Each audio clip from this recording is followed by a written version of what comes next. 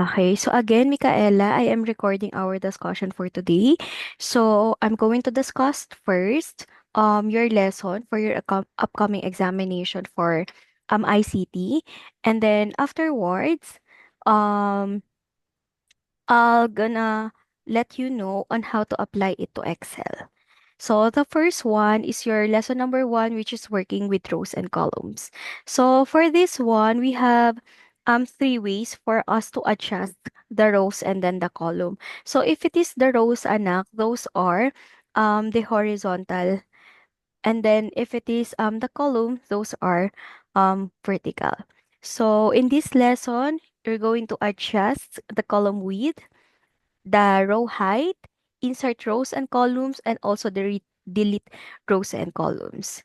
So for this one, there are several ways for us to adjust the rows and columns. So this, okay, in adjusting the width column, anak, for example, we type something. So we can use what we call as dragging or double clicking. We can also use the column with dialog and using auto fit column with command. So are you familiar with this one? No. Not yet. Okay. Sige. For example, we have this. I'm going to open my Excel. And then I'm going to show you, anak, on how to do it. Okay. So, for example, oops, wait. Okay. This is my Excel. Can you see it po? Yes. Okay. For example, I type here, um, tutoring with Micaela. Okay. For example, I try to type in tutoring with Micaela. So, as you can see here, anak, our column is not yet in fit. So this is our column, this is column, and I this is what we I call as row. I think I know this. Okay. Um, so for this one, I'm going to show you first, anak, kasi hindi mo siya kayang, um, what you call this one, manipulate kasi nasa akin yung Excel. Okay, so the first one is for us to place the mouse pointer on the right edge of the column. So for example, this is our pointer. As you can see here, anak, it becomes the plus sign. And then there's an arrow. So the first one is we're going to drag. Okay, we need to drag. Do you have an Excel, anak, in your computer? Yes. Okay, sige, you try it then so that um you can also join in my discussion. I'm going to show you it. I'm going to demonstrate po. So you tell me if you already opened your Excel po.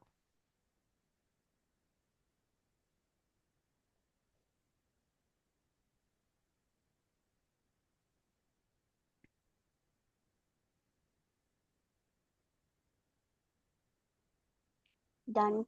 Okay. So and then type something na mas mahaba within the column so that we can adjust it. Done. Okay. So the first one, anak, is what we call as drag or double clicking. If we are dragging it, we have here like a line between A and B. So that's the one that we're going to drag. So make sure that there is plus sign. And then in dragging, you need to double click this line and then you just drag here. So that is what we call as adjusting. Okay, our row. So our column. So again, let's have here this one. Okay. So next one, we can also do this. That is dragging. So for example, like this one, we need to drag it like this. Are you done? Yes. Okay. So the next one is for us to do the double clicking. If it is double clicking, anak, if you have already seen here the plus sign, you just need to double tap it po, using your left mouse if you have a mouse o kaya naman the left trackpad. So double click and then it's already adjusted. Done? Yeah. Okay. So the third one is for us to use what we call as yung formula. Okay? Yung column bar. So where can we see it po? In our column bar, anak, we can see here what we call as the format. Here. Okay? So in format, click. And then you can see here po yung width, column width. Then click it. So the column width here, anak, is just 6.56. And then for example, I'm going to make it like 15. Let's try. Okay, not yet. How about 20 or 25? Okay, 25, it's already adjusted. So again, format, then do the column width, and then type something here. For example, you can type like 20. Ayan, still adjusted. It still fit. Question po. No. Okay, another one, format, and then you can see here, anak, the auto-fit column width. Okay? So, all we need to do is for us to click the auto-fit column width, and then it adjusted na. So, those are the ways for us po to adjust our, um, our width. Question so far. No. Make sure, anak, that you can follow ha, so that if you already have yung practical exam with your ICT, you can do it by yourself. Okay? What if we have what we call as the row? So adjusting row height. How do we do that? For example, we have here um like this one. Okay, it's wrap text. Um what were written here is happy and workshop. Let's see. Okay, wait. Happy and workshop. So, how do we adjust this one? Okay. We can adjust it, anak, like the one that we did. First is for us to drag, like this one. Second is for us to double tap. For example, okay, it's not adjusted. So you can drag. Next one is for us to double click the row, like this one, yung plus sign, and then double click. Okay? Next one is for us to use the format. So for this one, you need to click row height. So the row height here is only 14.4. So we'll make it like 30. Okay? Ay, this one pala. Okay, so that is 14.8. So we'll make it like 50. Then we'll see if it can adjust. Okay. Question po. No. You can also, anak, do the format and then click auto fit row height. Then it will be adjusted already. Question so far. No. Okay, nagawa mo siya, anak? Yes. Okay, now, how do we insert rows and columns? Do you have any idea on how to insert rows and columns? No. Okay, so for example, anak, we have here student's name. We also have here like quiz 1, then quiz 2. Sige, whatever I am typing, anak, you need to type it on your Excel. And then we have here boys. Then De La Cruz, Juan Luna, Luna na lang. Rizal. So their score is like 20, 23, 25. then also 25, then 28, 20. You tell me if you're done, ha?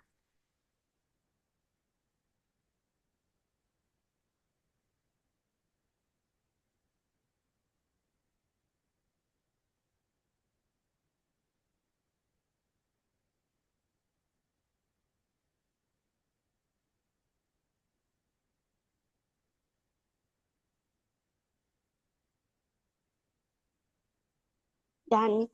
Okay. Now, anak, how do we insert a row? So, for us, anak, to insert a row, first is for us to drag multiple if you want a multiple row. So, for example, I want like 3 rows. So, I'm going to highlight 3 rows and then right click po in our mouse or trackpad. And then you're going to see here anak insert and then just click it. Okay. 3 rows were inserted.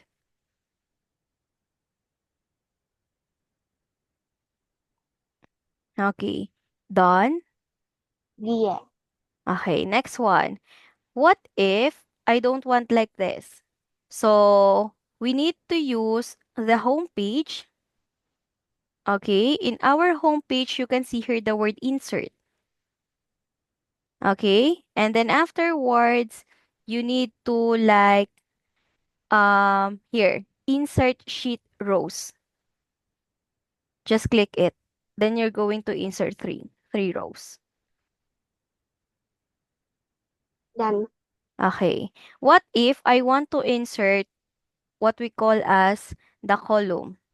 Still, highlight the one that you wanted to insert something. Insert, then insert sheet column. So you're going to have another column for that.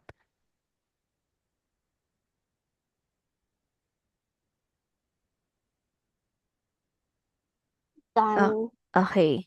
So what if I wanted to have a lot, like three more columns? So again, right click, then insert. So another three columns for that. Question. No. Okay. What if I wanted to delete that columns? You just need to click here, anak, delete, and then what do you want to delete? Is it the rows or the columns? So for this one, I wanted to delete that columns. So I will just click this one and then delete.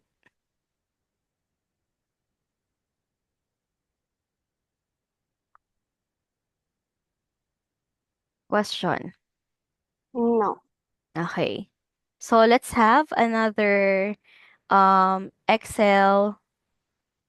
You do not have any question, anak, in adjusting the rows and columns, deleting and adding rows and columns? No. Okay. So let's try another lesson. This is lesson number 2, which is about editing data. Okay. So in editing data, anak, I'm going to show you first your lesson here. So in editing data, anak, we have here selecting the cells, editing the contents, moving data, and also copying data. So for this one, how do we edit our data? In editing the data, this involves the task of changing the contents of the cell. It's either like updating or erasing the cell contents. It can also be like edit the data by just copying or moving the cell contents at various locations. So if you can see here, anak, this is what we call as the selecting cells. So the selecting cells is a selection that is created by highlighting the cell or the group of cells. So you can see here like yung what we call as the plus sign. So for example, like this one, selecting cell. So as you can see here, anak, there is what we call as the plus sign. So it means to say that you selected what cell po did you select according to the name. 4. Okay, A4. Okay, or 4A. That's the cell that you have selected. And then that's the name Athena. And then next one, you need to drag from here, selecting two or more adjacent cell. So from A1, drag here until C7. Okay, later on we're going to do that. Next one is selecting two or more not adjacent cell. So for this one, anak, you're going to use the CTRL. Are you using MacBook or Android? I mean, MacBook or Windows? If Window. Windows, okay. So that is CTRL, the control command. If it is the what you call this one? If it is MacBook kasi anak, the one that you need to select is the word command. So afterwards, we can also like selecting the column. So the one that we did earlier. O kaya naman selecting columns. Ayan, it can be like multiple. It can be one or multiple. And then, okay, let's try. Mm, mm, mm, mm. Oops. Okay. So for example, anak, this is our data. Can you see my Excel? Yes. Okay. So the first one, do you still have the data with you? Yes. Okay. So the first one is selecting cell. In selecting cell, anak, like this one, I select the cell. So what's the cell that I selected? Dela A. What's the name 3. of the cell? Okay, A3. Okay, column, which is A, row, which is 3. So that is A3. So how will you know the name of our cell? This one, A3. Can you see it po? Yes. Okay, for example, this one, what's the name of my cell? Here, D4. D4. Okay, you can also change the name of that if you want to. So that is what we call a selecting cell. Make sure that you have here the plus sign. Okay, the white one. And the next one is selecting two or more adjacent cell. So from A1 anak, double click and then drag. Double click. Ay, sorry. You don't need to double click pala. Select the cell, then drag.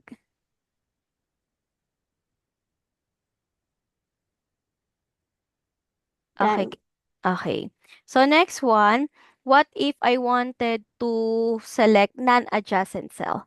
So I'm going to select first everything that is in column A, like this one.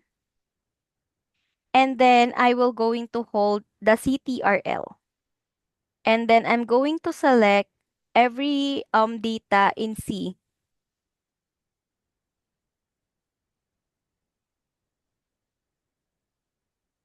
Can you do it po? Yes. Okay. Next one, if selecting columns. In selecting columns, you need to put your mouse here in A. As you can see here, anak, letter A is already highlighted. And then just select this one. So that is selecting column.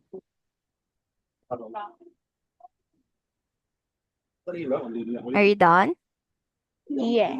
Okay. Next one is selecting columns. So in selecting columns, you select A, hold the control, then select B.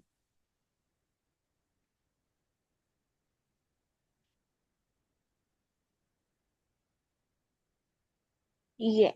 Okay, good. So next one is selecting non-adjacent column. I select A, control, select C.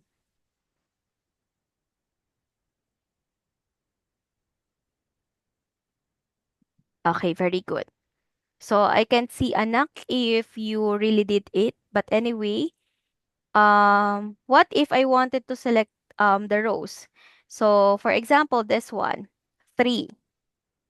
Green, the 3 is highlighted in green anak. So I'm going to just click this one. So this is what we call a selecting rows. Done? Yes. Okay. What if I wanted to select from A1 until A5, and then I am in the row. So select A, then drag.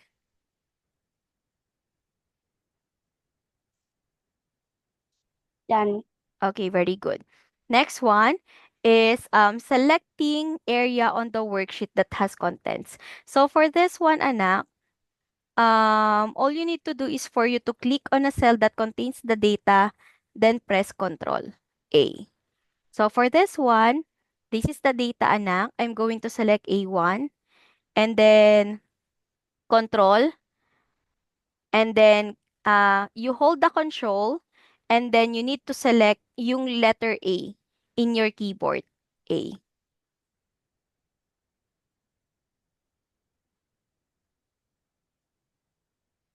Done. CTRL-A. Okay, very good. So next one, what if I wanted to select an empty cell and then with data? So you have to place, anak, your um your your cell in an empty space, like for example this one, o kaya naman A6. There is no data in A6. Then control A.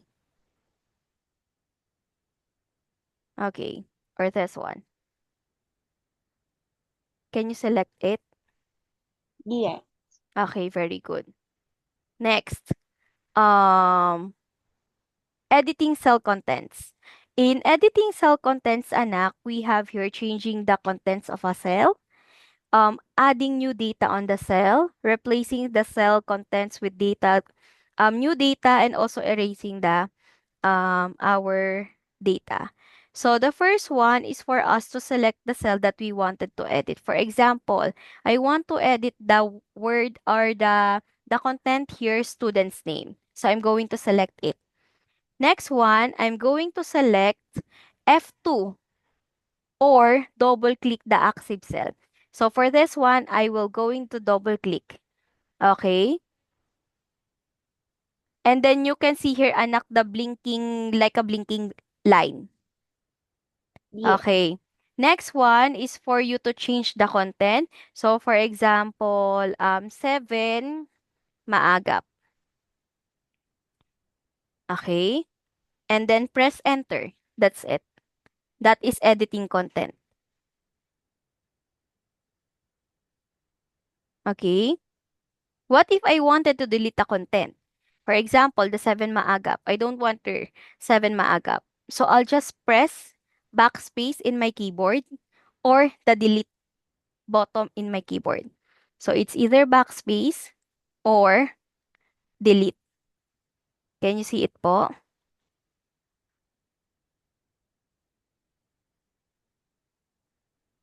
Done. Okay, now, what if I don't want to click the backspace or the delete button? All I have to do, anak, is to, where is clear? Okay, this word, anak, editing, then it's like an eraser button, then click clear. Okay, what do you want to clear? Is it the format? Is it the content? Is it the hyperlink or everything? So for this one, I just wanted to clear or to delete the content. So I will select here clear contents. So there are no contents already. Okay. Question po. No. Okay. Another one. I don't want that kind of like an eraser thing. Right click on your mouse, and then afterwards you need to ayan. You need to select here clear contents. So the contents were already cleared.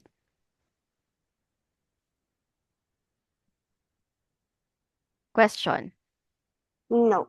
Okay, what if I wanted to move my data? For this one, I don't want this data here. So as you can see here, anak, all I need to do is for us to move it like this one. So highlight the things that you wanted to move, and then afterwards, move it po. Oops. Oops. Okay. Ayaw. Okay. You can also do yung shortcut, which is Control, CTRL, then X, and then move it here.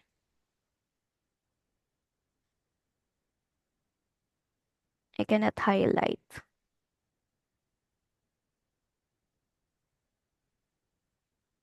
Okay.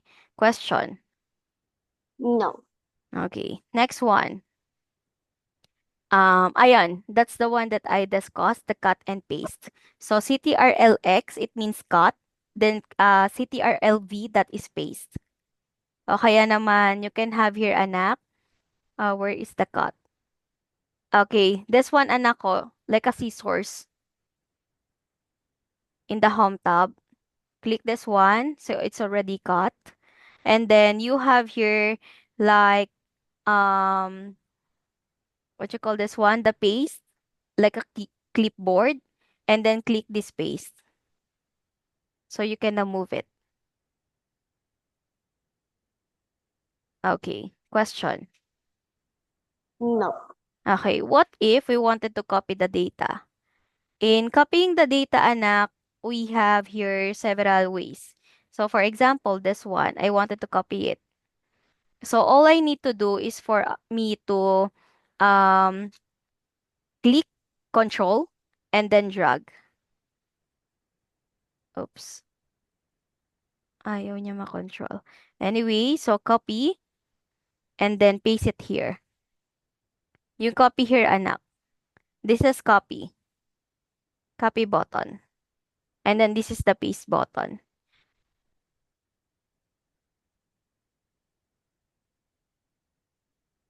Okay, question. No. Okay. So let's try another one, which is your lesson number 3. Okay. For your lesson number 3, anak, wait. Organizing worksheets. Okay. So in organizing worksheets, ayan. So this is lesson number 3. In organizing worksheet, anak, we have here the functions of the sheet tab and bar, renaming the worksheet, changing the tab color, adding a worksheet, deleting worksheet, and moving and copying worksheet. Okay, so for this one, this is what we call as the sheet tab. Okay, this is the name of the sheet, which is sheet 1. And then this plus sign means you need to add another sheet. And then this two arrow, it means to say that if you have many if you have many sheet tab, anak, you're going to move it here in the arrow.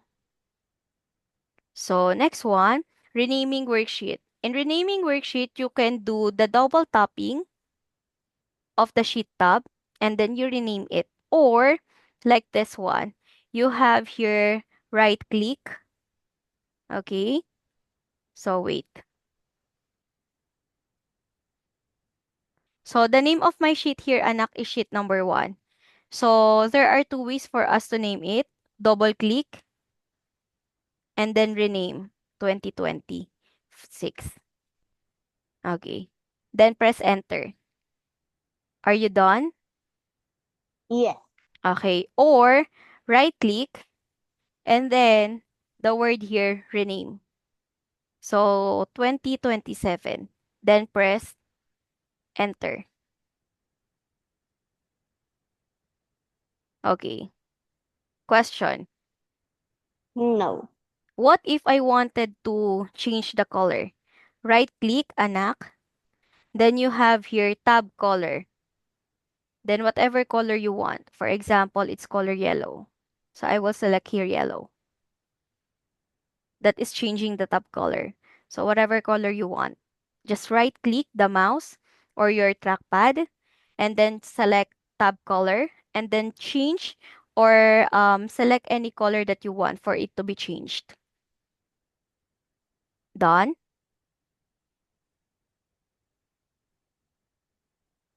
Again, Done. anak, are you sure? Yes. Okay, very good. So let's have first a naka 3 minutes break. Then we're going to continue this one again. Okay? Yes. Bye bye. Bye-bye. Wait. Mhm. Okay, stop sharing. Oops.